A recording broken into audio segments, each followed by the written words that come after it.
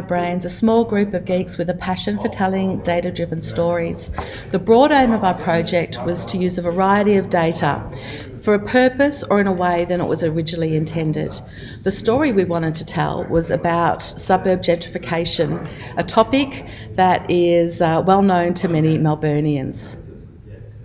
As this is primarily a question of where, we started with a geospatial data analysis. Although this wasn't really that easy because some of the government data just used a suburb name. But we managed to be able to use a variety of techniques to bring out different information in property prices and building permits to identify 3 sister suburbs at different stages of suburb gentrification.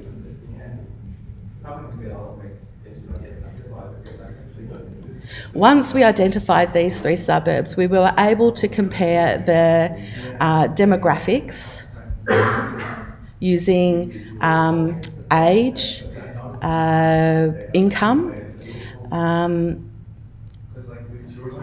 gender, the weekly rent over time, and house price over time, to look at was there any significant differences in these 3 suburbs.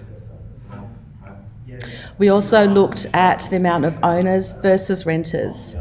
But all this data gives us some insight into the different communities, but it doesn't really tell us about the opportunities or the behaviour or the lifestyle differences between these suburbs.